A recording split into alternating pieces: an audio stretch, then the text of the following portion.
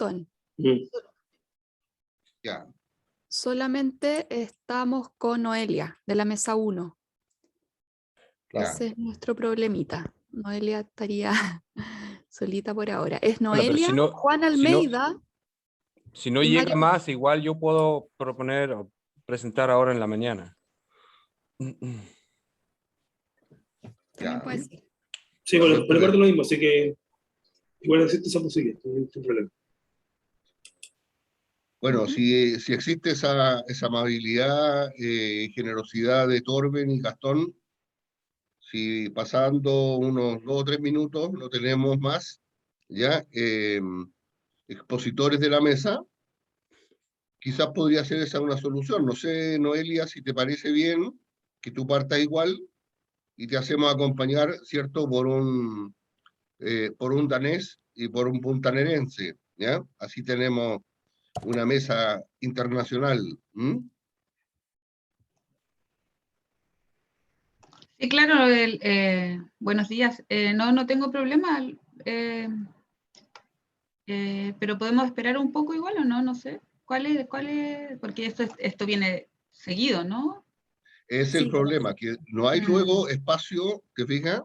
Claro. La mesa 2 va a venir pegada con esta, por tanto, si nosotros no logramos, te fijas, tener, digamos, este tiempo bien aprovechado, no podríamos sacar de la otra. Sí, no veo problema mayormente.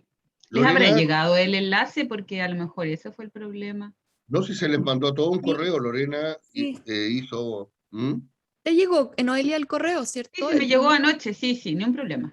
O sea, yo lo vi anoche en realidad. Ayer hubo mucho problema con Gmail. Sí. De hecho, yo lo mandé en la mañana y varios me respondieron anoche y me llamó la atención. Y claro, seguramente les llegó anoche. Y a mí también me empezaron a llegar anoche muchos correos. Y dije, bueno, esto debe haber sido antes. ¿Y Lorena y ellos te confirmaron al final la llegada del correo? Harto sí. Sí. Pero las personas que estaban en esta mesa. Mejía sí, y de hecho me mandó el PowerPoint.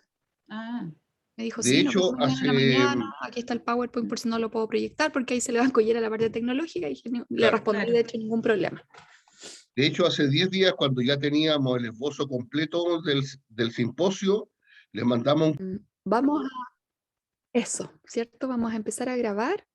Entonces, como probablemente también esto se está transmitiendo por YouTube, puede que haya otras personas mirándonos, ¿cierto? O que lo vayan a ver después. Súper importante también que nos presentemos y sepamos quiénes vamos a participar de este coloquio. Yo le quiero dar la palabra primero al profesor Ricardo Salas, ¿no? Para que esta es nuestra primera mesa del Simposio de Filosofía Intercultural. Entonces, para que dé una pequeña bienvenida, ¿cierto?, a los oyentes que nos van a seguir durante esta semana, los 3 días que por lo menos va a durar el simposio. Ricardo. Muchas gracias, Lorena. Bueno, ustedes en general, digamos, saben que el tema intercultural hoy por hoy es un tema así que está encima de la mesa de lo que es la agenda global. Lo intercultural aparece vinculado a muchos de los problemas más difíciles que tiene hoy la humanidad, de conexión entre proyectos universalistas y su relación con los contextos culturales. Y en ese sentido, claro, tiene mucha relación con la suerte que tendrán que seguir muchas de las minorías subalternizadas, los pueblos originarios, pero también muchos sectores sociales que han sido discriminados durante mucho tiempo, ¿ya? Y en ese sentido, claro, la interculturalidad tiene que ver con demandas de reconocimiento de los movimientos feministas, de las minorías sexuales, de una cantidad de sectores que han sido segregados, ¿cierto?, por el capitalismo neoliberal en estas últimas décadas. En ese sentido, entonces, estamos muy contentos de tener una mesa coordinada con la profesora Lorena Suchel, de la Universidad Federico Santa María, y eso también es un gesto real de que lo intercultural nos impele, ¿cierto?, a buscar nuevas formas de distribución del poder, del prestigio, ¿cierto?, de la academia, de la actividad intelectual, y en ese sentido muy feliz de contar aquí con una destacada economista como es Noelia Figueroa, que es también estudiante del doctorado en estudios interculturales, de Torvald Albersen, ¿cierto? También un destacado investigador danés, ¿cierto? Con el que hemos hecho un largo camino trabajando los temas del Mapudungun y que hoy día tiene mucho trabajo en conjunto con Lorena. Y Gastón Cárcamo, ¿cierto? Que también nos va a hacer algunos aportes interesantes desde el sur, ¿cierto? Para pensar que la interculturalidad no es una cuestión de un contexto, sino que de todos los contextos que se ven tensionados, ¿cierto? Por la universalidad, ¿cierto? De un proyecto de la humanidad, pero también de un universalismo abstracto que viene aparejado con el capitalismo. Entonces, sin más, podemos partir, digamos, este simposio que tendrá 5 mesas, ¿ya? Esta es la primera, vamos a tener luego una segunda mesa hoy día martes. El miércoles en la tarde tendremos 2 mesas importantes, una de ellas va a dar la voz a un colega muy relevante, Marc Mascal, de Bélgica, y también tendremos el día jueves una presencia de mujeres afrodescendientes para mostrar también otras voces, otros colores que tiene, diríamos, el tema de la interculturalidad en estos tiempos. Entonces, sin más, Lorena, yo diría que partamos ya este Claro, simposio. partamos con Noelia entonces, gracias Noelia por estar acá. Y el título de la ponencia de Noelia es Aproximaciones a una filosofía de la interculturalidad desde la contribución de María Lugones. Gracias, Noelia.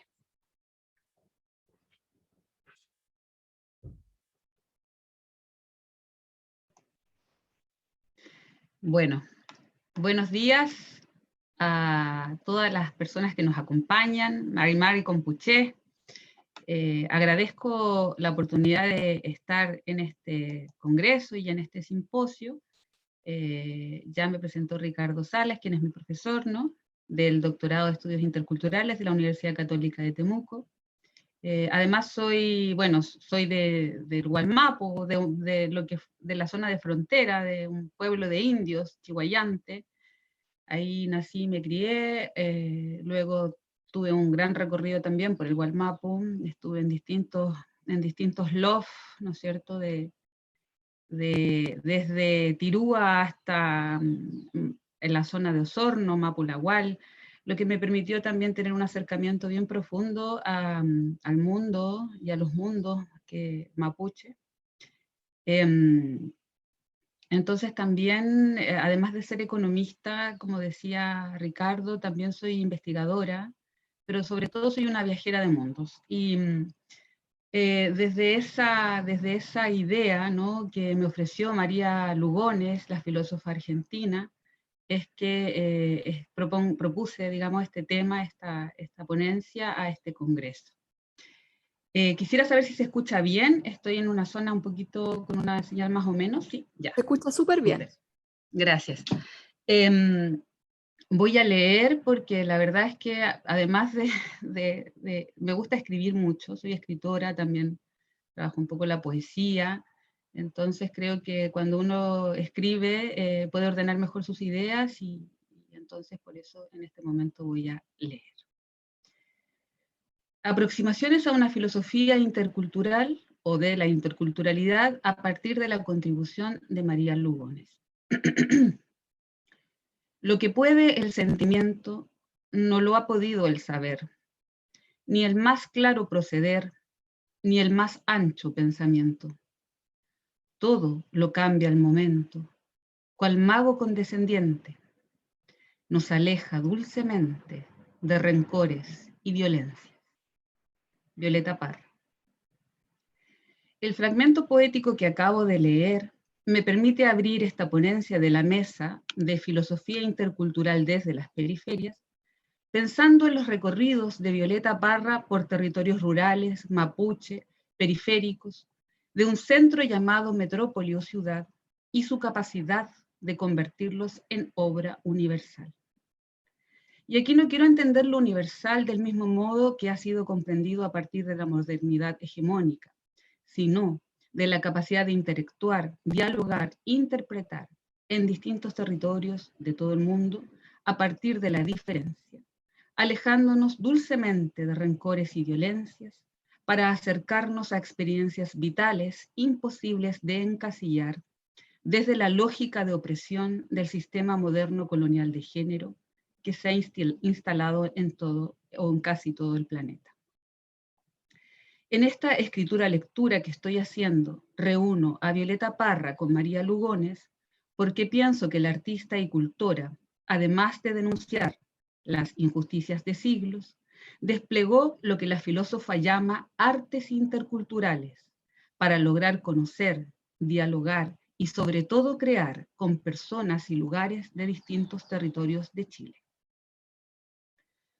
Comprender y situar las opresiones múltiples del sistema moderno colonial de género, que es un concepto que usa María Lugones para poder describir, ¿no es cierto?, el sistema imperante que es continuidad histórica del colonialismo y que hoy día se expresa en el capitalismo transnacional. Este sistema moderno colonial de género que ha afectado la vida de las mujeres de color en el planeta ha sido uno de los aprendizajes de la lectura de la obra de María Lugones. Valorar su obra en diálogo con la obra de tantas otras, como la chicana Gloria Anzaldúa, como la boliviana María Galindo, como la boliviana también Silvia Rivera Cusicanqui, como la brasilera Sueli Rolnik, por dar unos pocos nombres de la cantidad de mujeres pensadoras que están reflexionando estos temas, a partir o desde la diferencia, me ha llevado a reconocer que se trata de un pensamiento de alcances universales. Así, inspirada por Violeta Parra, intentaré esbozar algunas ideas sobre este pensamiento a partir de la obra de la filósofa María Lugones, de quien tuvimos que lamentar su prematura partida el año 2020, el año pasado. Ella murió en julio, si no me equivoco, del 2020. Ella nació en Argentina, es argentina, en 1944, y desde muy temprana edad sufrió las más crueles opresiones y violencias por ser diferente. A ella le hicieron electroshock cuando era muy joven, porque no encajaba en la sociedad contemporánea que le tocó vivir. Autoexiliada en el país del norte, en Estados Unidos, se dedicó a estudiar, investigar y a ejercer el activismo político entre las mujeres lesbianas y negras de Estados Unidos.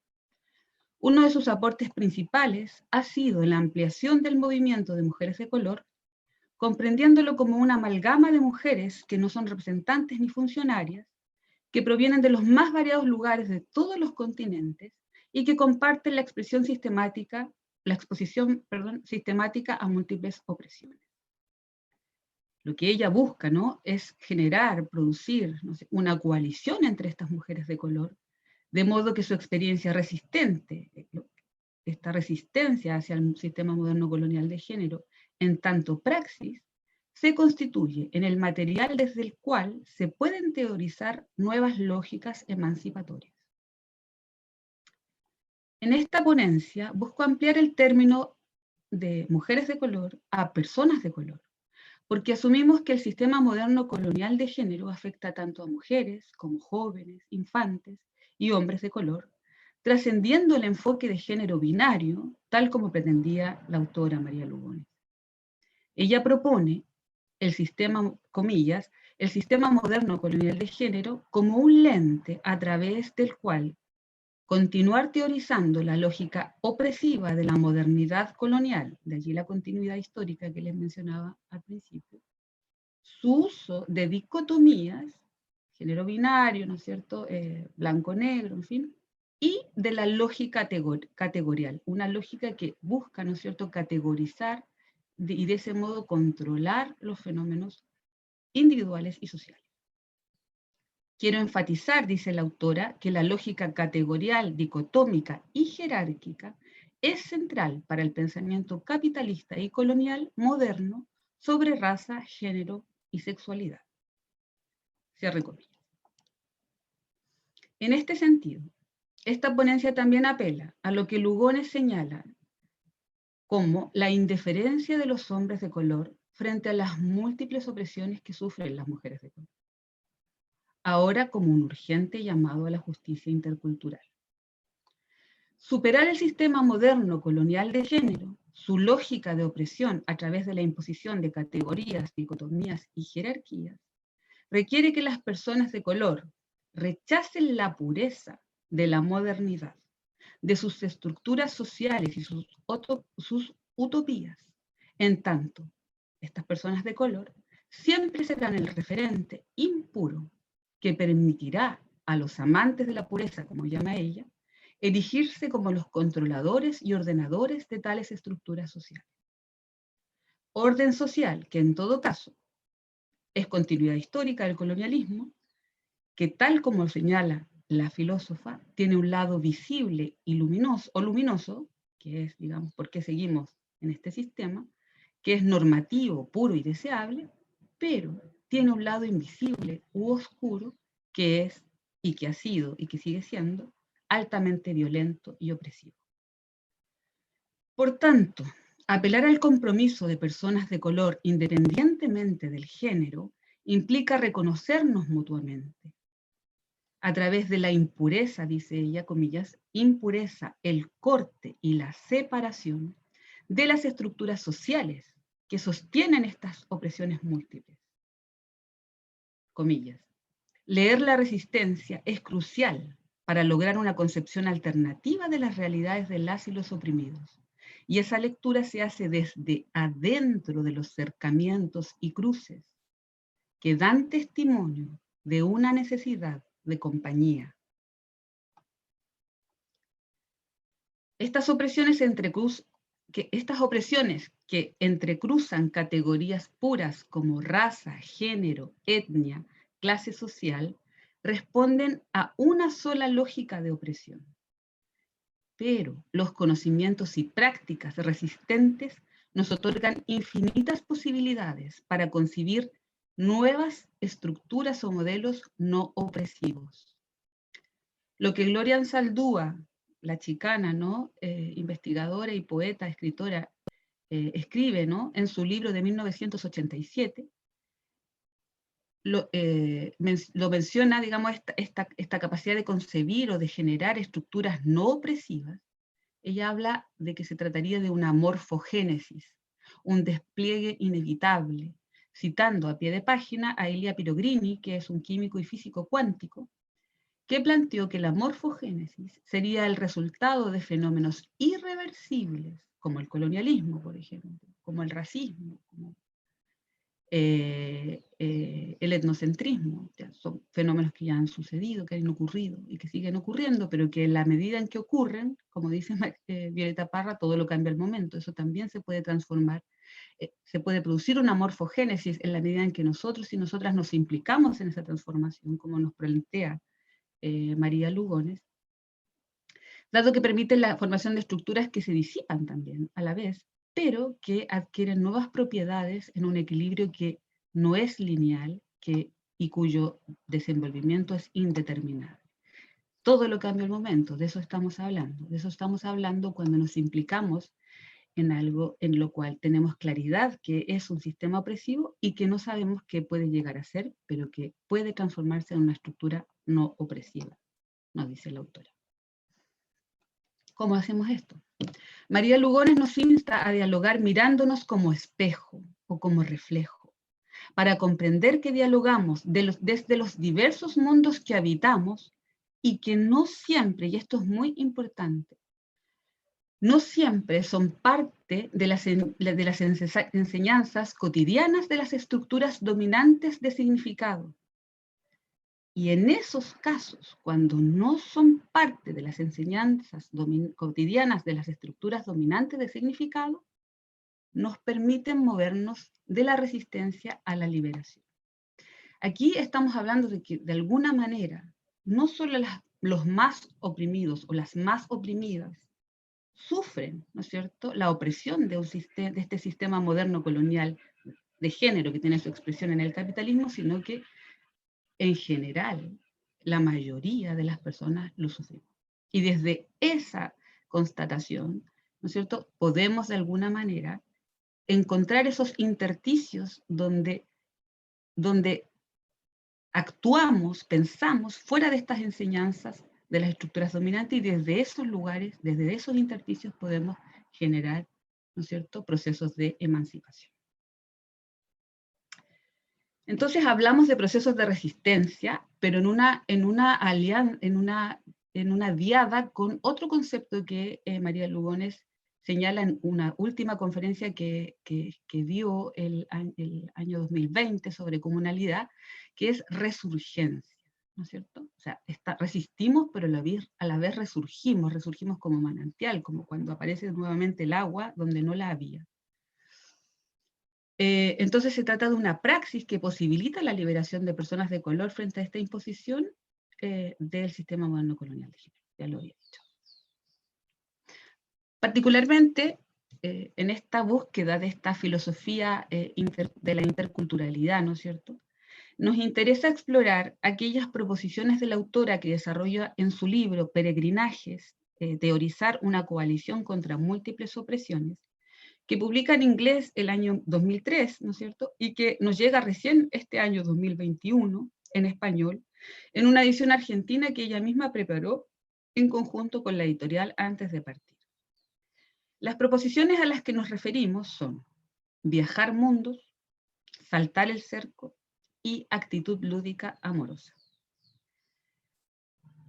Estas proposiciones las comprendemos, como ella misma lo señala, como artes interculturales que involucran una subjetividad activa a través de mundos de sentido. Esta interculturalidad, que es también intersubjetividad, desde como lo plantea María Lugones, emana desde la impureza, ¿no? No desde las estructuras dominantes, ¿no?, sino que desde la impureza, desde la multiplicidad y complejidad de una praxis, ¿no es cierto?, que nos implica tanto en nuestros actos personales. La autora nos dice en el libro, no voy a teorizar lo que no voy a practicar, como a través del movimiento social de las intenciones. La autora nos señala que es muy difícil distinguir las intenciones de los deseos, pero ella señala que las intenciones son aquellas que se originan en los mundos de sentido que habitamos o que viajamos de acuerdo a nuestra experiencia siempre situada. La intención surge de un contexto, más que de un deseo o de un deseo, ¿no? Entonces, si bien es difícil, por lo menos uno podría decir las intenciones nos mueven porque se relacionan con los contextos o con nuestra experiencia situada. Constatamos que muchas veces la lectura de estas interacciones se realiza desde la lógica de la opresión, desde la atribución de un estado puro de subalterno, de oprimido o de oprimida, y por lo tanto es controlable, ¿no? El estar en una categoría de subalternes o de oprimides permite el control de los sujetos que se mueven a contratrama de la modernidad muchas veces. Y esta atribución de estos estados puros no nos permite conocer su agencia o su propia subjetividad activa. Lugones señala que existe una sola lógica de opresión, a pesar de las múltiples opresiones que surgen del entrecruzamiento de raza, clase, etnia, género. Dado que por una parte todas estas categorías son resultado de la necesidad de dominación y de imposición jerárquica del poder hegemónico, colonial moderno, y que por otra parte existen concepciones acerca de las y de los otros que están inextricablemente conectadas, esto es una cita, al imperialismo epistémico y a una ignorancia agresiva, dice la autora. Estas concepciones acerca de los otros también se vinculan a una percepción arrogante que se origina en la soberbia y el desprecio hacia los demás, o por la defensa de un estado puro, etnocentrado o grupal, que niega la independencia a quien está siendo visto, dice ella.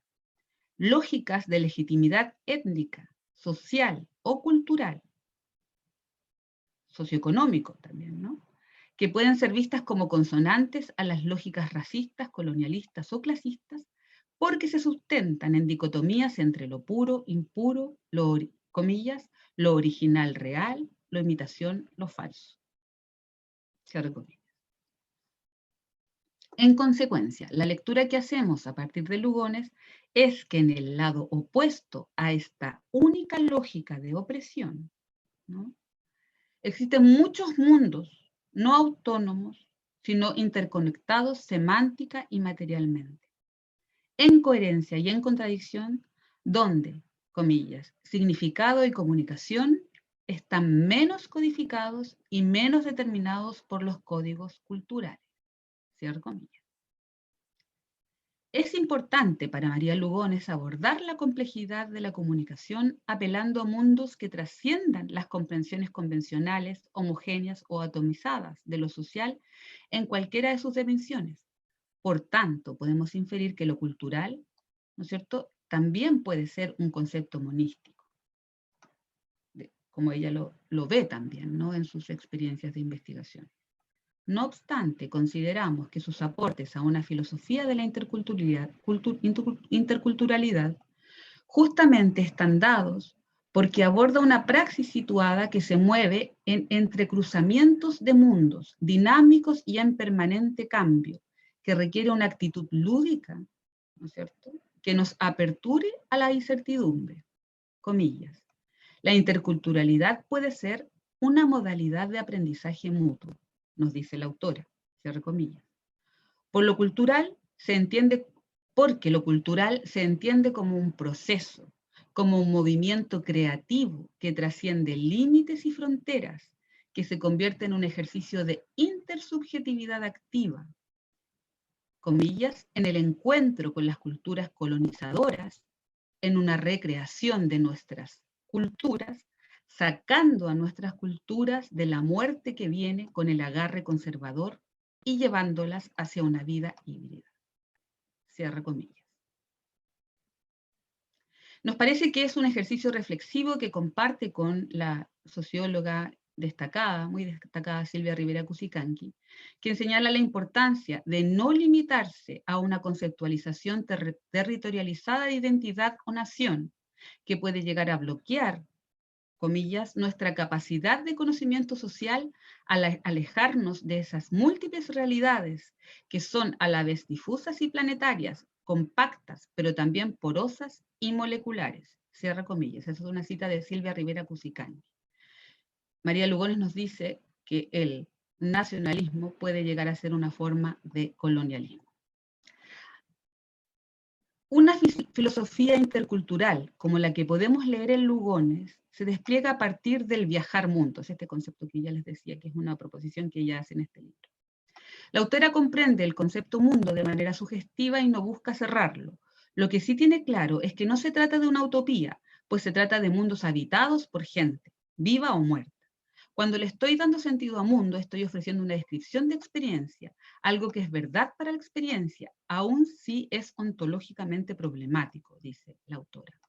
Una viajera entre mundos puede tener una experiencia diferente en mundos diferentes, puede entenderse a sí misma como diferente en un mundo, ¿no es cierto?, sentir de un modo diferente, verse a sí misma de otra manera. El giro de ser una persona a ser... Sí, me falta poquito. El giro de ser una persona a ser una persona diferente es lo que yo llamo viajar, nos dice la autora. Aun cuando el giro puede ser realizado voluntariamente, no se trata de una actuación. Una no posa como si fuera otra. Una no pretende ser, por ejemplo, alguien con una personalidad o un carácter diferente. Dice ella, una es en cambio la que tiene esa personalidad y carácter y usa ese espacio y lenguaje de tal manera en particular. Aquí una no refiere a un yo subyacente, una no experimenta ningún yo subyacente. Soy una pluralidad de seres, dice la autora, y como tal nos sienta valorar las complejas habilidades involucradas en el viajar mundo, expresadas como artes interculturales que nos hagan conscientes de nuestra propia multiplicidad, cómo nos sentimos y cómo somos en mundos diferentes. A la vez que se sustenta durante el viaje en una actitud amorosa, que es transcultural y transracial, una actitud que es también lúdica, es una alegría de jugar, que se distancia de la competencia, que no se interesa tanto por las reglas como por la sabiduría y regocijo implicados en el juego, y que por tanto propone el juego como apertura a la incertidumbre, al asombro, en una actividad de comunicación y comprensión mutua. Se trata de un método que supera las desconfianzas infundidas por la economía de la dominación y sus distintos niveles de opresión. Método que aspira a la liberación a través de un diálogo intercultural lúdico, donde quienes interactúan se reflejan mutuamente en un proceso también que es creativo.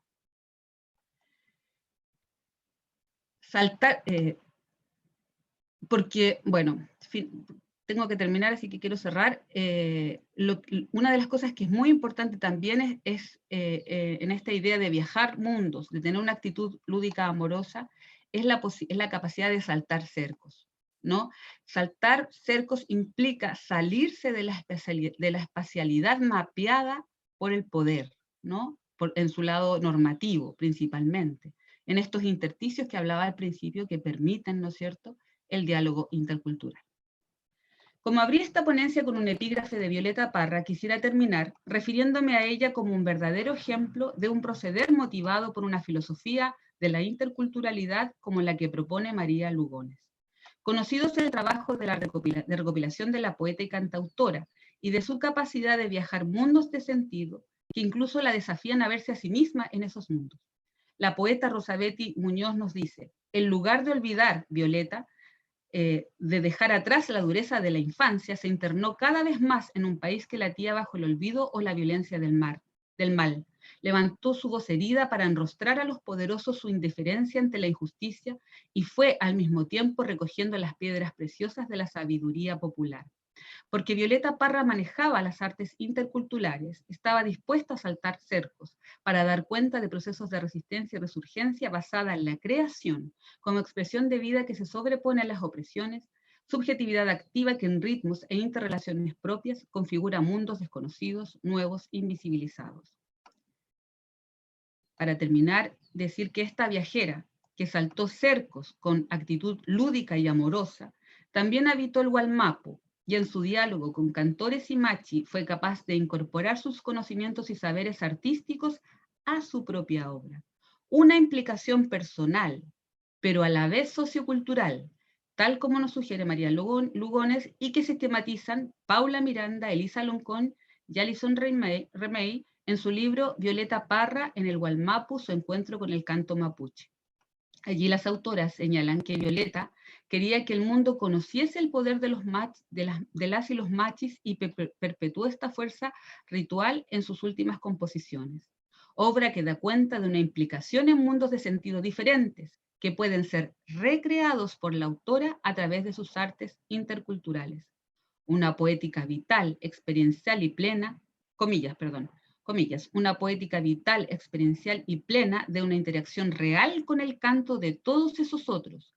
Tan crucial como lo recopilado fue el método que empleó por su actualidad y capacidad de diálogo intercultural muy avanzado para su época. Entendemos su trabajo como una contribución a la descolonización del saber e investigación sobre los pueblos originarios. Cierro comillas, concluyen Miranda, Loncón y Remey.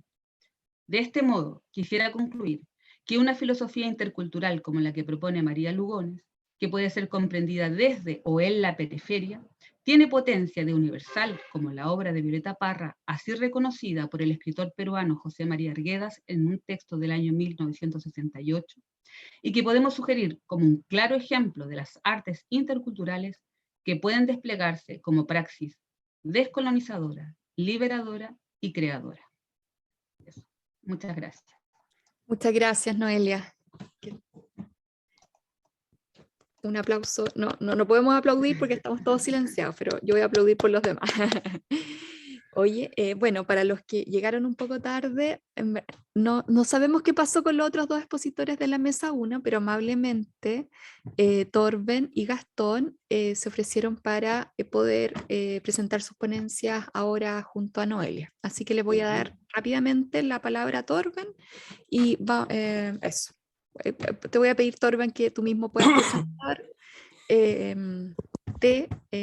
y comentarles simplemente que la ponencia de Torben se titula Traducción y diferencia, convergencias teóricas entre Boaventura de Sousa Santos y Viveiro de Castro. Gracias, Torben. Bueno, hola. Mari Compuche. Buenos días. Yo soy danés, viviendo en Chile desde 2008, permanente, encontrando con Chile 2001, y eso, estoy haciendo un postdoc, ahora con el propósito de hacer unos diálogos de saberes con mapuches sabios. Estoy en cooperación con Junji ahora, para usar educadores tradicionales en ambos, Santiago y el sur, en la Araucanía. Así que esperamos que va a ser una buena porte, ojalá. La idea es hablar un poco de la educación mapuche o la pedagogía mapuche en Mapudungun, ojalá, con intérpretes, y después ver si se puede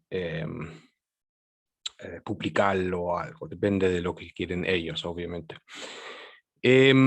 Para ese diálogo de saberes, esa es la parte empírica del postdoc, que está recién empezando por las virus, obviamente que ha sido un poco atraso, así que he tenido mucho tiempo para la parte teórico, reflexivo, metodológico, etc.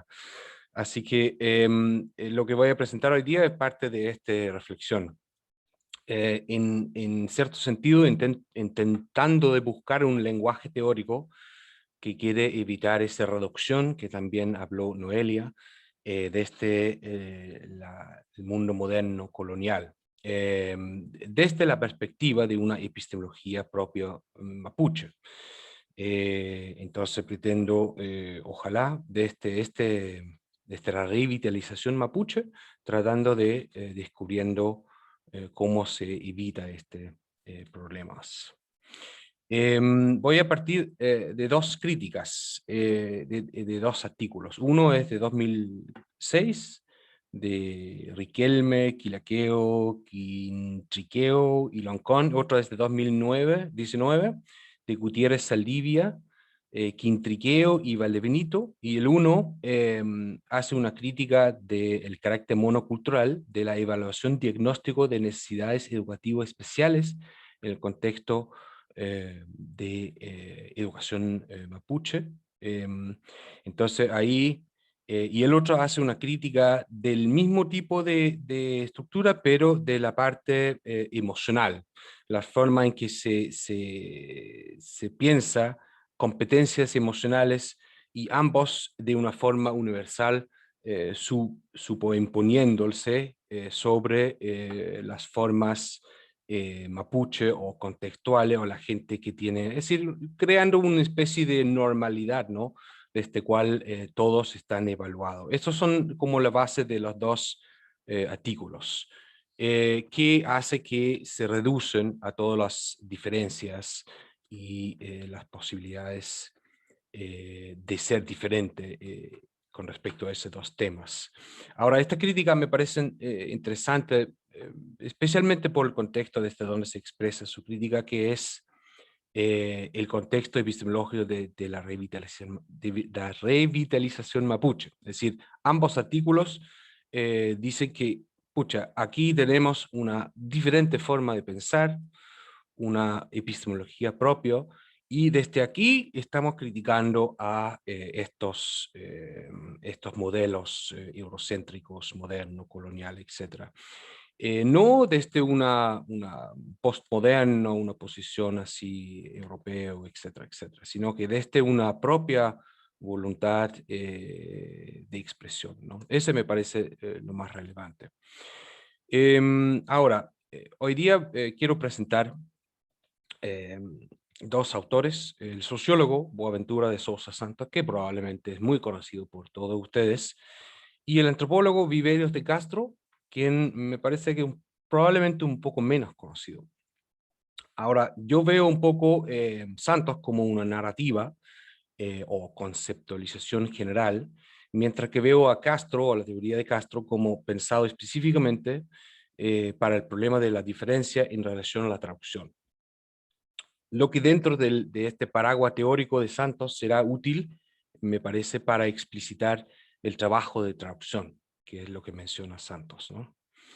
Voy a tomar Santos primero y después proceder con Castro. Santos, en lo que suele llamar una epistemología del sur, distingue entre dos formas de conocimiento, un conocimiento de regulación y un conocimiento de emancipación. Define como la regulación un tipo de conocimiento que tiene como su punto de saber el orden, mientras que tiene como su punto de ignorancia el caos. Y comprende como conocimiento de emancipación el tipo de conocimiento que tiene como su punto de saber la solidaridad y su punto de ignorancia el colonialismo. Para entender estas relaciones creo necesario pensarlos con clave intercultural y en un contexto de asimetría epistemológico o cognitivo, ¿no? El conocimiento de regulación es el establecimiento de una relación con otros que intenta regular desde el marco de un orden ya establecido y predominante, resultando en una relación colonial. La regulación aquí es lo que establece una relación con el otro como reducción, por ejemplo, la implementación de una medida estandarizada que mide todo en acorde con tal como la evaluación diagnóstico de necesidades educativas especiales y las competencias emocionales también, como mencionan las críticas. Es decir, visto con la teoría de Santos, el diagnóstico regula con el fin de un orden que resulta en una reducción de los que operan de acuerdo a otros parámetros epistemológicos y culturales. La regulación termina en una relación colonial porque reduce a los parámetros epistemológicos diferentes dentro de la normalidad establecida por el ideal del orden. El caos, por el otro lado, se puede entender como la diversidad y todos los parámetros diferentes que no se acoplan o pueden reducirse bajo dicho ideal de orden. Es adentro de esta relación asimétrica donde Santos propone su emancipación. La emancipación parte por la relación de subversión que se establece entre el caos y la normalidad, establecido por el orden regulativo. Es decir, la emancipación es posible en la relación entre los parámetros de lo normal y la diversidad que no se acoplan a este orden. Para hacer efectiva esta emancipación se requiere una solidaridad frente a las diferencias de los otros. Y en este caso, las diferencias se expresan a partir de la revitalización mapuche. Estas relaciones también son desarrolladas por Santos con los conceptos de ecología de saberes y trabajo de traducción. La ecología de saberes se basa en el reconocimiento de la pluralidad de conocimientos y propone que cada conocimiento es incompleto de por sí. Cada conocimiento es limitado y incompleto y este solamente puede ser detectado en la relación que se establece con otros conocimientos. Por ejemplo, el conocimiento mapuche, indígena, feminista, etc. Y frente a, por ejemplo, el conocimiento científico moderno. El trabajo de traducción es el trabajo que permite establecer estas relaciones, es decir, con el fin precisamente de conocer las limitaciones de cada sistema de conocimiento.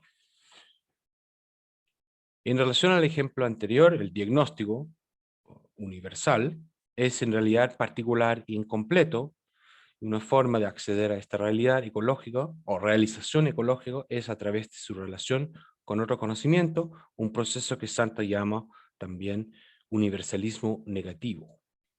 El trabajo de traducción es una hermenéutica intercultural y dietópica que intenta conocer equivalencias, reciprocidades y diferencias entre los conocimientos con el fin de desmantelar las asimetrías.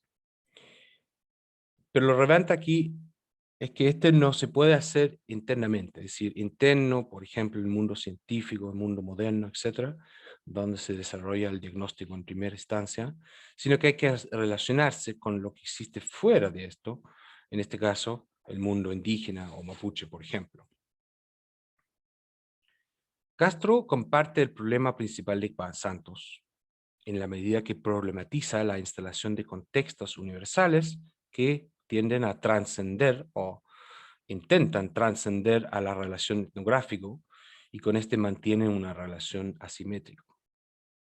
Castro conceptualiza a la traducción de una forma que pone énfasis en la radicalidad de las diferencias, lo que en Santos sería entre lo interno y lo externo. Este es relevante en relación a Santos en la medida que este aspecto es clave para el proceso de universalismo negativo, es decir, las diferencias que permiten conocer las limitaciones de un conocimiento determinado. voy a explicitar un pequeño extracto de Castro, pero voy a insertar otro ejemplo de lo que usa él, porque él está hablando de la Amazonía, de ciertos pueblos en la Amazonía. Entre comillas, el problema no es descubrir el referente común, entre paréntesis, el planeta Venus, a dos representaciones diferentes, entre paréntesis, estrella de la mañana y estrella del atardecer. Ese es el ejemplo de Frege, ¿no? Al contrario, se trata de hacer explícito el equívoco implícito al imaginar que cuando el sabio mapuche habla de Kemun, se está refiriendo a lo mismo que nosotros cuando hablamos del conocimiento. Entre comillas, termino. Es decir, la traducción antropológica, en la perspectiva de Viveiros de Castro, se trata de descubrir no solo a diferencias, sino que las diferencias radicales entre los mundos que, con Santos, corresponde a explicitar cómo los conocimientos siempre son versiones incompletos en cuanto hacen sus referencias a otros mundos. Es decir, el objetivo de la traducción es encontrar lo equivocado entre dos diferentes sistemas de conocimientos, por ejemplo, que pueden apuntar a diferencias epistemológicas, diferencias ontológicas y muchos otros. A este le agrega una perspectiva que propone como una ética epistemológica de su disciplina, siempre dejar una vía de escape al otro. Este lo interpreta también con las categorías de Deleuze, de lo actual y lo virtual, en el sentido de que no hay que actualizar al otro, sino más bien mantenerlo de modo virtual. A lo que refiere con este es mantenerlo como inspiración constante sin cerrar el asunto, es decir, sin actualizar en el sentido de solucionar o terminar con el problema, o en el sentido de ya tener un modelo que explica de modo suficiente este otro conocimiento. Al tratar de evitar esto, lo virtual, aquí se refiere, con Castro, al mantenimiento del asunto como un problema. Es decir, como abierta, como una forma que siempre deja una vía de escape al otro. No sé si eso puede corresponder también a lo que Raúl von Bettencourt habla cuando deja el otro indefinido desde nuestra posición, o evita reducir al otro a través de un Erklärung für uns, o explicación para nosotros, que es de su libro Transformación intercultural de la filosofía, 2001. Podría haber algo similar aquí, tal vez desde diferentes fundamentos, ¿no?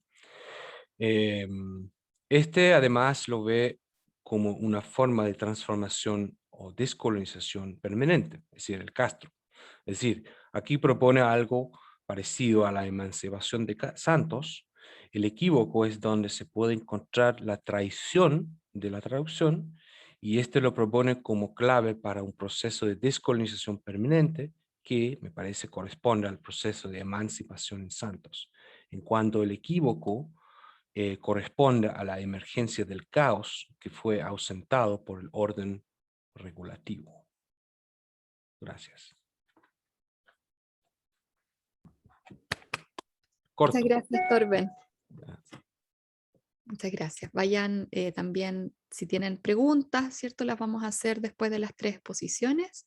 Quedamos ahora con Gastón y aprovechamos a saludar también al presidente de la Asociación Chilena de Filosofía, que se asomó ahí. Ya se fue, Fernando. Hola, Rodrigo, ¿verdad? Vamos con Gastón entonces. Vale, muchas gracias. Gracias. ¿Se escucha bien, en primer lugar? Sí, muy bien, gracias. Vale, muchas gracias. Bueno, mi nombre es Gastón Cárcamo, yo soy trabajador social de profesión y también tengo algunos estudios de posgrado en Magíster en Ciencias Humanas, mención Historia, del cual estoy pronto a rendir mi examen de grado. Y claramente para mí es un tremendo desafío estar acá hoy en día con ustedes, puesto que siento que soy un poco más distante de lo que es la filosofía como tal. Por lo mismo me voy a posicionar fuertemente desde lo que es la interculturalidad como práctica. ¿Ya? Desde ahí, de hecho, mi ponencia se asienta en ello. Y claro, como decía el profesor Sales en un comienzo, cuando uno habla de interculturalidad aparecen muchas cosas. Y acá, por ejemplo, en Osorno, donde estoy yo hoy en día, es un concepto que aún está muy mal empleado, puesto que cuando uno habla de interculturalidad, el osornino común y corriente lo asocia directamente a el mapuche. Y ahí queda. Entonces se pierde toda esta profundidad que trae consigo el concepto y a la práctica misma. Y por ende, la ponencia que presento hoy en día surge a raíz de un proyecto que estoy gestionando hoy por hoy en Osorno, de crear un medio alternativo de información, ya que básicamente se centra en crear un centro de documentación, un archivo audiovisual desde una historia del presente, claramente con una génesis misma desde la filosofía intercultural, o más aún desde un diálogo intercultural. Entonces lo que presento hoy en día son algunas ideas generales de este proyecto, que obviamente tienen que ver con el simposio mismo. Algunas notas preliminares antes de eso. Ya hace varios años, voy a dar lectura un poco a la ponencia, para que tenga una mayor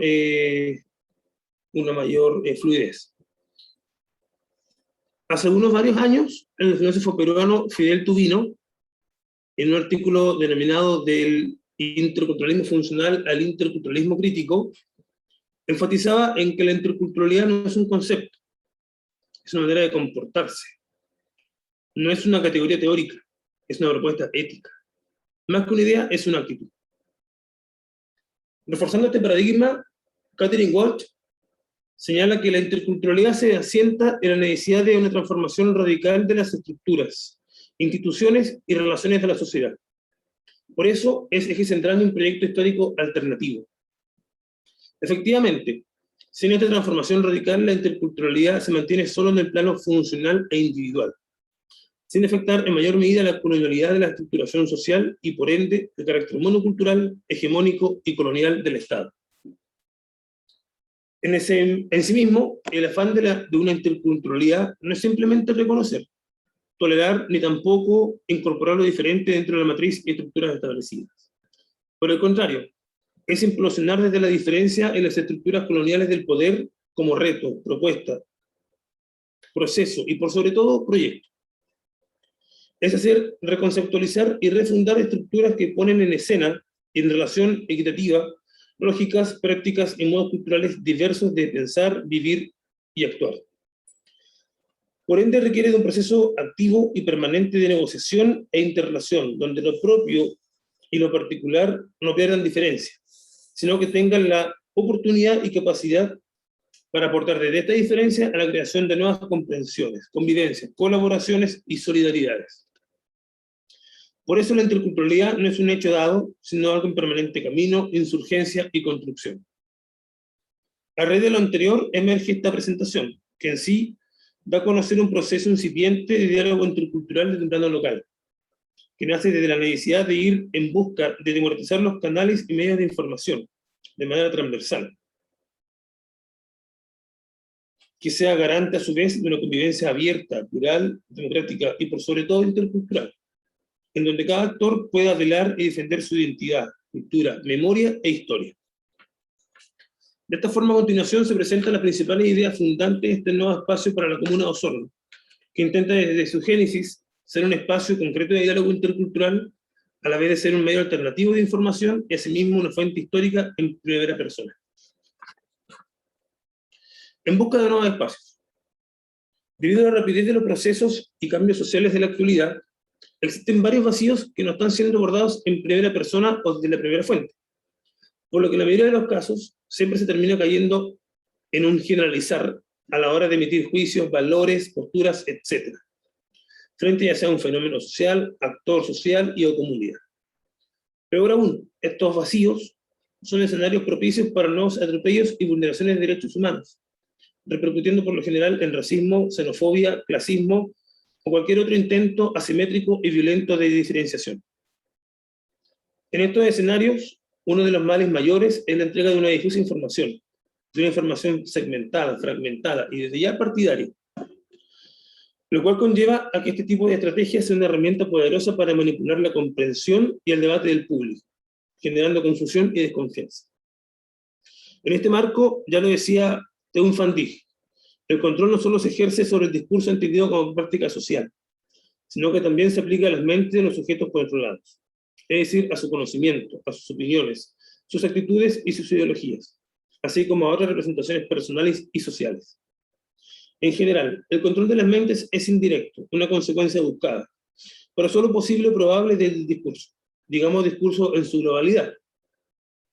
Quienes controlan el discurso pueden controlar indirectamente las mentes de las personas. Y puesto que las acciones de las personas están controladas por sus mentes, conocimiento, actitudes, ideologías, normas, valores, el control mental también implica el control indirecto de la acción.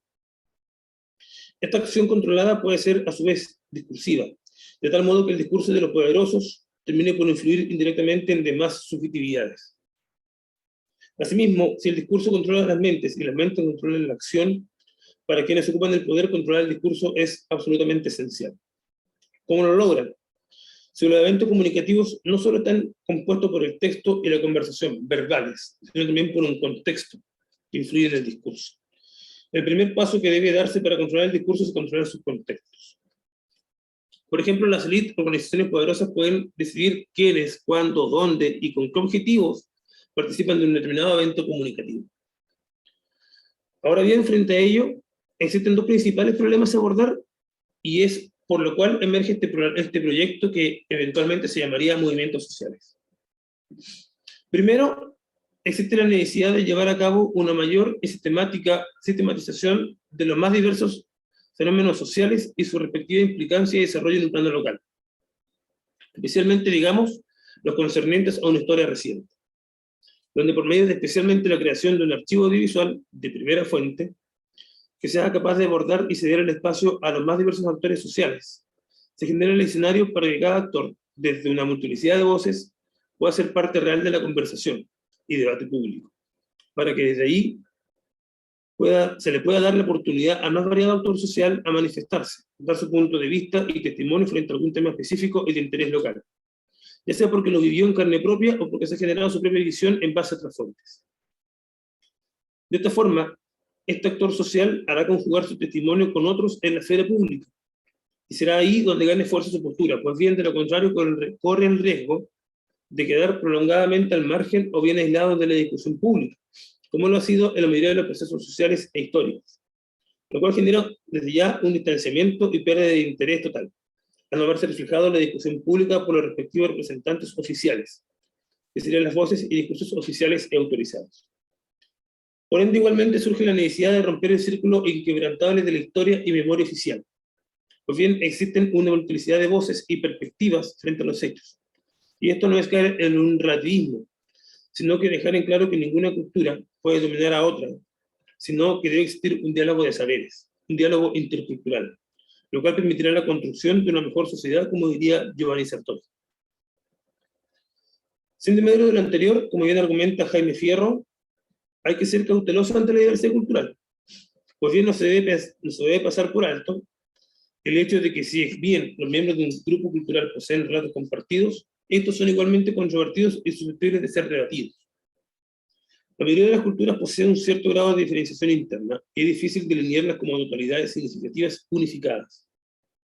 Las culturas, a su vez, están compuestas por subculturas, cada una con sus propias normas de conducta y principios normativos susceptibles de ser rebatidos y debatidos dentro de cualquier grupo cultural. Más aún si consideramos que las culturas no son estáticas, pues se encuentran en un continuo proceso de cambio. Por ello, hacer juicios de valor sobre la totalidad de la cultura en comparación con otras carece de sentido. Por otra parte, pero muy de la mano al punto anterior, existe la necesidad de hacer visible la multiplicidad de voces que existen en un determinado territorio. Pues bien, de lo contrario, y tal como lo propone el filósofo alemán Axel Honneth, se corre el riesgo de dar paso a una cadena de males sociales, tanto individuales como colectivos. Al respecto, Honneth desarrolla la teoría del reconocimiento, en donde inicialmente se expone que para desarrollar una identidad, esta necesita de otro, tanto para conformarse como para producirse y reproducirse, es decir, responde a un constructo social. Por lo mismo, en las sociedades modernas, la formación de identidades depende de tres modos de reconocimiento social, los cuales se basan en tres esferas y principios específicos: amor, relaciones de intimidad, derechos, relaciones legales y solidaridad, estima y empatía social. Si ello no se da, y es lo que está pasando principalmente, en torno a una relación asimétrica de poder, donde se inculca un sentido de identidad impuesta por una autónoma, tal como lo diría el antropólogo mexicano Guillermo Banfield Batalla, emergen una serie de discrepancias y patologías personales inicialmente, sentimientos de ira y odio, escasa autoestima, nula empatía, desprecio, etc., lo que finalmente se traduce en descontentos sociales y morales. Pues bien, se está ante una identidad dañada, estereotipada y estigmatizada. De esta forma, surge la necesidad de crear un nuevo centro de documentación en base a un archivo audiovisual, el cual sea el puente necesario para la comunidad y sus distintas voces, para que asimismo dicha instancia colabore en la búsqueda de una mejor sociedad, más humana, más abierta y plural, en base a una esfuerzos en torno al necesario cuestionamiento de la identidad, historia, imaginarios, etc., los cuales en su mayoría desde la perspectiva histórica han sido presentados como verdades incuestionables, en donde si se llegan a cuestionar se corre el riesgo de ser estigmatizado, marginado y derechamente violentado. Un nuevo centro de documentación en Osorno como espacio de diálogo intercultural.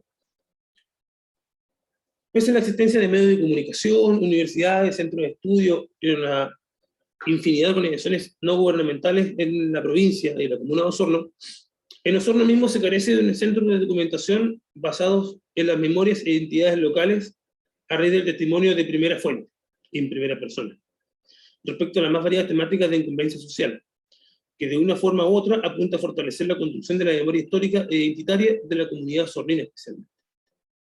Al respecto se piensa y habla de un centro de estudio desde la tipología propuesta por José Joaquín Brunner, donde se buscará un centro de estudios de opinión pública y de acción social, más distante de la academia como tal, y que sea un puente directo con la ciudadanía de base. Desde estos postulados brota, desde y en la ciudad de Osorno, sur de Chile, la necesidad de dar voz a los más variados actores sociales, donde por medio de un archivo audiovisual se dé la posibilidad de generar un genuino diálogo intercultural, donde lo más importante será permitir un diálogo vivo y activo, donde se buscará preservar y reconstruir eventos específicos desde la voz de quienes los han vivido de forma directa, lo cual significa abrir una infinidad de espacios de discusión garantes de una mejor toma de decisiones, una mayor concientización, una más amplia empatía y en el fondo una sociedad más humanizada. Por ende, pensar en democratizar los espacios y canales de información conlleva necesariamente a replantear los paradigmas fundantes del desarrollo de una sociedad. Desde acá, un paradigma intercultural sería clave. Pues bien, este permitiría generar un diálogo entre saberes, o como diría Adela Cortina, sería la base para una convivencia más justa y feliz. Pues bien, un proyecto intercultural no se contenta con asimilar las culturas relegadas a la triunfante, ni siquiera con la coexistencia de las culturas, sino que invita a un diálogo entre las culturas, de forma que respeten sus diferencias y vayan dilucidando conjuntamente qué consideran irrenunciables para construir de todas ellas una mejor sociedad. Al respecto, frente a la posibilidad de hacer un trabajo desde la memoria, este se piensa desde su acción movilizadora, desde las potencialidades para la construcción del futuro de las comunidades y sujetos individuales, lo cual, desde el relato de los actores, permitirá que estos se sientan parte activa de los procesos sociales, a la parte que este tipo de iniciativas pueden significar y tener una gran incidencia en la construcción y la reconstrucción emocional de las personas, tanto individual como colectivamente. Por lo tanto, se piensa en un trabajo desde la memoria activa vida, y no necesariamente desde su concepción conmemorativa, que significaría en la mayoría de los casos y según el enfoque de un vivir amarrado al pasado. En palabras de Todorov, un culto de la memoria por la memoria es otra forma de volverla estéril. La memoria se debe usar en las colectividades para el accionar político y debe ser un arma para transformar el presente. En este sentido, la creación de un archivo audiovisual se basa en la necesidad de activar un escenario de discusión pública frente a diversas temáticas sociales, entendiendo que las voces aisladas, los recuerdos silentes, la amargura de llevar la verdad a cuestas, si bien son manifestaciones de alto contenido humano, aisladas y ocultas, es poco el impacto que pueden tener en las decisiones de la sociedad. Entonces, los testimonios de los actores, tal como lo propone la historiadora argentina Dora Schwarstein, no son un simple registro, más o menos adecuado a los hechos del pasado. Por el contrario, se trata de productos culturales complejos. Incluyen interrelaciones cuya naturaleza no es fácil de comprender, entre memorias privadas, individuales y públicas, entre experiencias pasadas, situaciones presentes y representaciones culturales del pasado y del presente, En otras palabras, los testimonios de historia oral están profundamente influidos por discursos y prácticas del presente y pertenecen a la esfera de la subjetividad. Siendo así, solo en la medida en que los testimonios se vinculan en narrativas colectivas, representan mayores posibilidades de cambio, pues bien pueden adquirir el valor histórico que esconden en su esencia y pueden generar no solo un reconocimiento de quienes tienen acceso a ellas, sino que contribuyen de manera importante a la reconstrucción emocional de los individuos que las producen y comparten. Es más, como lo señala Steve Stern, este tipo de iniciativas tienden a construir puentes interactivos entre las memorias sueltas y las emblemáticas, a partir de coyunturas o hechos históricos especiales, a partir de los casos en que una o dos generaciones de gente sienten que han vivido, ellos o sus familias, una experiencia personal ligada a grandes procesos o hechos históricos de virajes o rupturas tremendas que cambian el destino. Finalmente, algunas proyecciones. Un diálogo intercultural fomentado por medio de un centro de documentación audiovisual, sin duda es una bisagra, en el sentido que como Brown y Yáñez lo entienden. Pues bien, esta bisagra permite que una puerta se abra o se cierre como las fronteras que suelen separar, pero también unir. Bajo esta relación es posible comprender la comunicación intercultural como puertas y ventanas que se abren y cierran a los discursos mediáticos, construyendo realidades sociales e identidades conjuntas y fraccionadas, cercanas y distantes, propias y ajenas. De esta forma, el presente centro de documentación apunta al rescate de la memoria de los distintos grupos, colectivos e individuos, dando principalmente cabida a la expresión abierta de una multiplicidad de voces, y desde ya intenta no solo el rescate de la memoria de sectores antes marginados en su protagonismo, sino también el crecimiento de los niveles de conciencia de aquellos como protagonistas de esta historia, y de una realidad que puede ser modificada. Igualmente contribuye a la toma de conciencia, alimenta el surgimiento de nuevos puntos de vista, nuevos debates, y en consecuencia, la posibilidad de un enriquecimiento mucho mayor del conocimiento histórico y de los derechos de los sujetos y colectividades. Sin embargo, se debe recordar que la simple creación de documentos orales, por más interesante que suene, es vacua si no persigue precisamente la comprensión del ser humano en todas sus dimensiones a través del tiempo. Por ende, en este caso, en torno a trabajar desde la historia oral, sus pautas distintivas tienen que ver sobre todo con el hecho de que a través de la oralidad se trata de disparar la memoria para construir una fuente que nos soporte a lograr una forma más completa de comprensión del proceso social. Si la historia es el ser humano en sociedad, es a través del tiempo, entonces la historia oral provee una fuente del investigador riquísima en su esencia. Y claramente nos va a ayudar a entender y comprender de una mejor manera la subjetividad o subjetividades de una época, como también, ¿cierto?, tener un registro histórico de primera fuente que si no, no quedaría registrado de otra forma. Más aún, ¿por qué trabajar desde la memoria?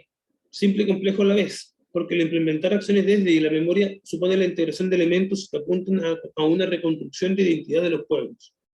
No necesariamente como la búsqueda de una verdad absoluta, sino como un proceso de tejido de hilos con variados colores y texturas, donde cada fibra es una voz y la fibra más delgada adquiere trascendencia histórica. La historia oral, por último, nos brinda elementos para comprender las maneras en que la gente recuerda y construye sus memorias.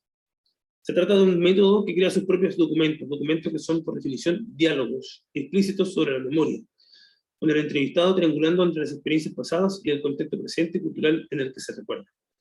Por tanto, el proceso de la memoria no solo depende de la comprensión individual. La memoria es más exacta cuando da satisfacción a un interés social y a una necesidad. Por lo mismo, no se puede aceptar el prejuicio acerca de la no credibilidad de las fuentes orales debido a la existencia de la memoria defectuosa. Pues bien, se tiene que dejar claro que nunca se tiene acceso a la memoria, sino al recuerdo. Y este es siempre una reelaboración de lo que realmente ocurrió. Siendo mero de ello, lo que es interesante en los testimonios no son los hechos del pasado, sino la manera en que las memorias fueron construidas y reconstruidas como parte de una conciencia contemporánea. Gracias.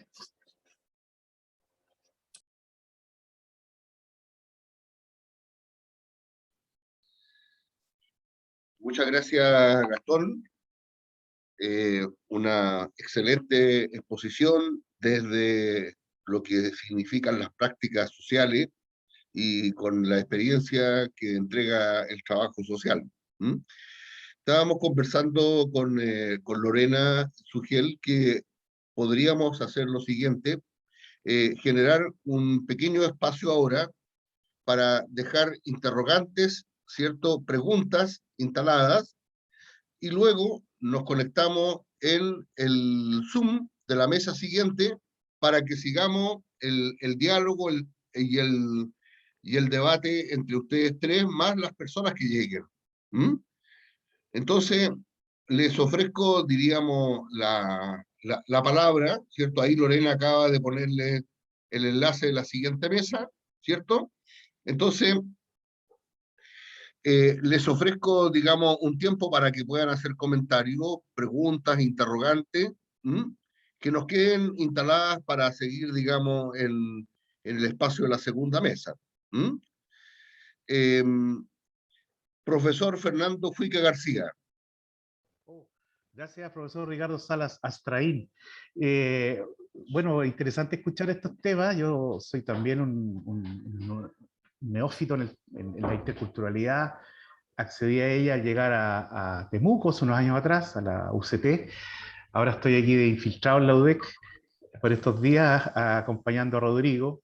Quería comentar algo y preguntarle también a Torben, sobre todo a él, que siempre me ha dado vuelta un tema que yo una vez expuse, la verdad, en un congreso de lengua y literatura en la UFRO y salí bastante trasquilado por el público, digamos, que me escuchó, respecto de esta suerte de lo que yo llamé en ese momento violencia simbólica, tomando a Bourdieu, en la necesidad de llevar el mapuzungún al grafema, ¿sí? En circunstancias de que es oral.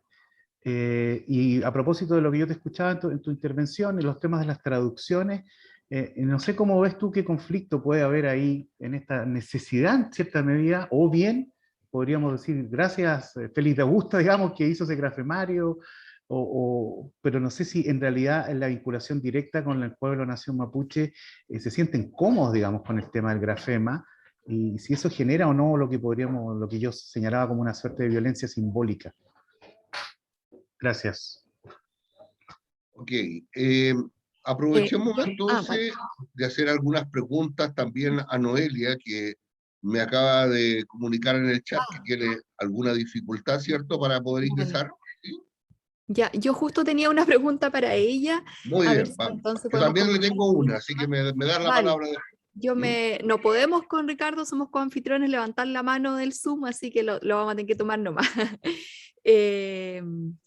Noelia, bueno, muchas gracias por tu presentación. Yo había escuchado de María Lugones, pero en verdad nunca había escuchado una ponencia sobre ella, ni tampoco he leído sus libros. Así que de verdad te agradezco mucho que la hayas traído a colación, sobre todo porque poco leemos a mujeres, ¿no? Filósofas en general, y si bien hay en Argentina algunas, ¿no? Bueno, ella también lo es, que son importantes para las escuelas, ¿cierto? A la que hemos estado participando en los últimos años.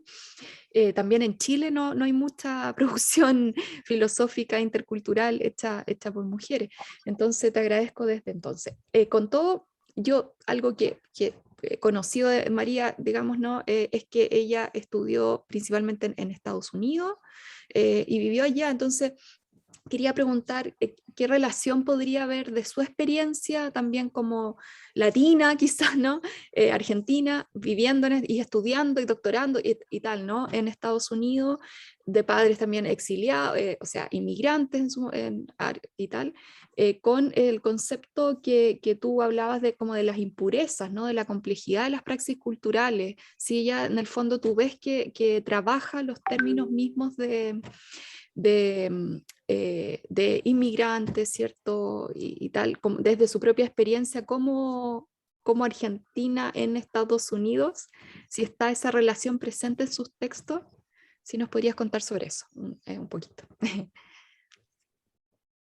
Ok, y yo quisiera también hacerte una pregunta, Noelia. Nosotros tenemos relaciones académicas y de investigación durante mucho tiempo, pero nunca yo te he preguntado sobre la relación entre esta perspectiva del feminismo decolonial y tu trabajo como escritora. ¿Cómo ha marcado e influido, cierto, tu manera de hacer literatura, poesía y todo lo que involucra la práctica feminista del escrito. Eso.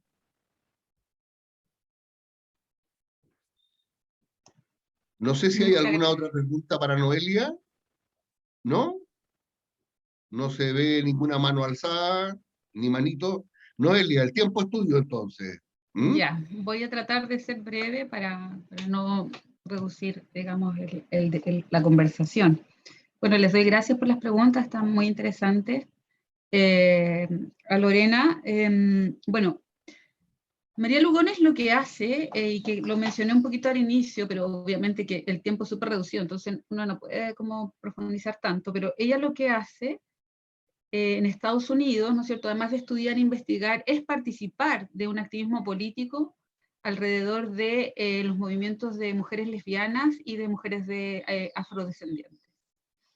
Entonces, lo que hace ella es poner en tensión, ¿no es cierto?, la noción de mujeres de color, que viene de los feminismos negros, ¿no?, para decir en realidad que son aquellas que no son solamente las afrodescendientes quienes sufren las opresiones múltiples del sistema moderno colonial de género, ¿no es cierto?, que en Estados Unidos obviamente es muy fuerte justamente por estas opresiones, ¿no?, de discriminación, ¿no es cierto?, de racismo, en fin, sino que también son las latinas.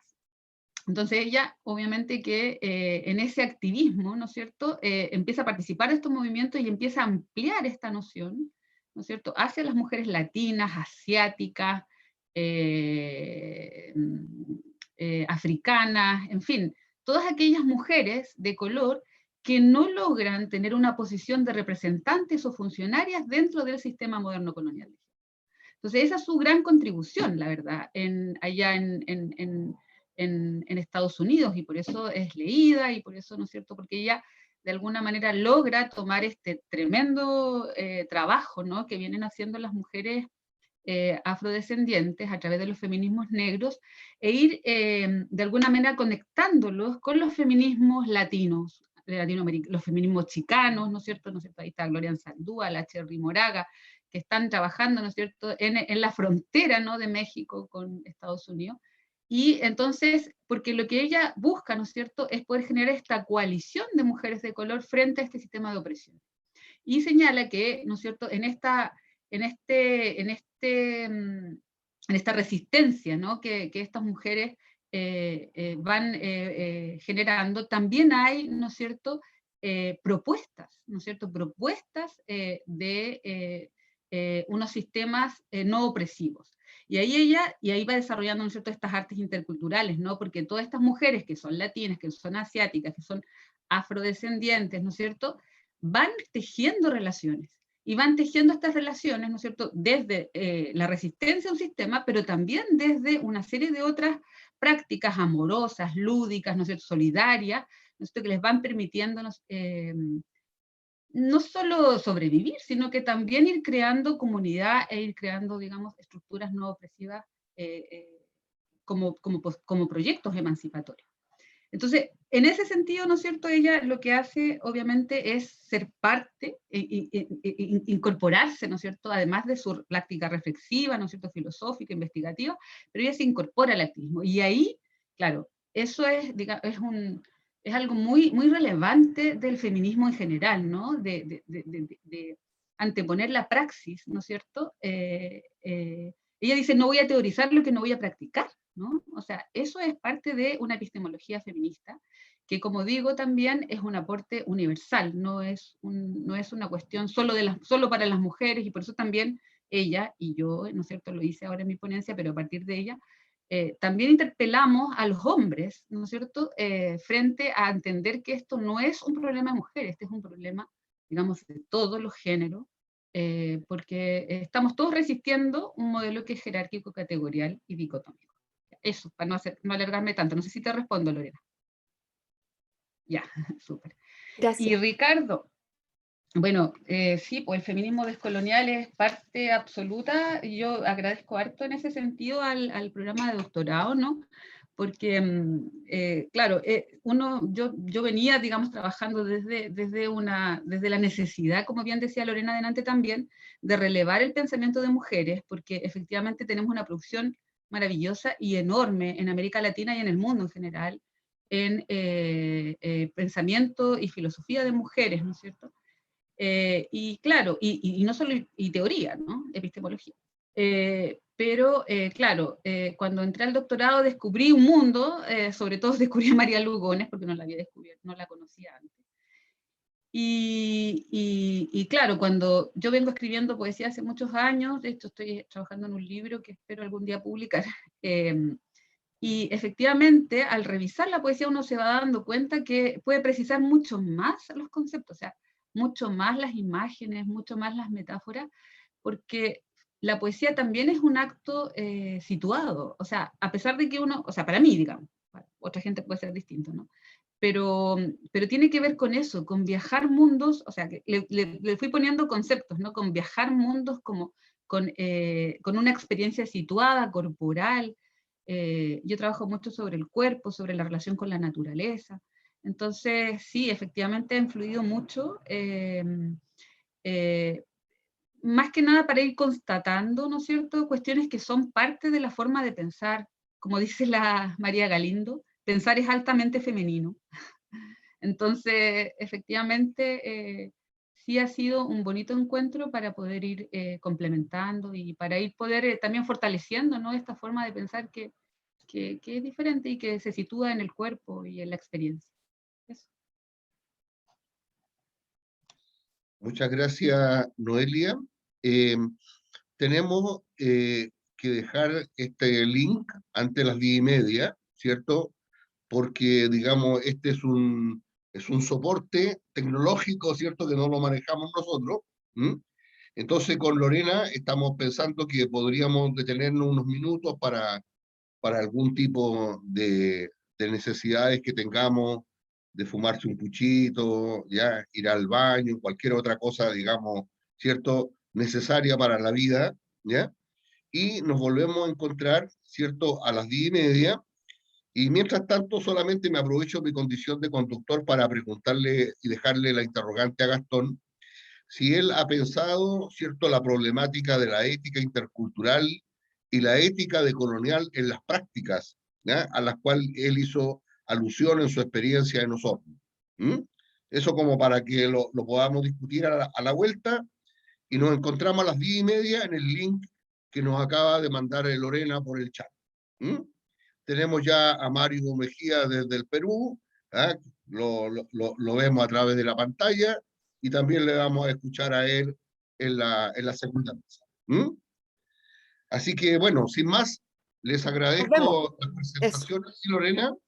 No, eso. Nos vemos entonces en unos 5 minutitos más en el otro enlace, ¿vale? Que estén bien. Exactamente, con más Adiós. preguntas, interrogantes y Eso. discusiones. ¿Ya? Nos Nos vemos. vemos, Mario, y a todos los demás auditores ya en el link. ¿Mm? Muchas gracias.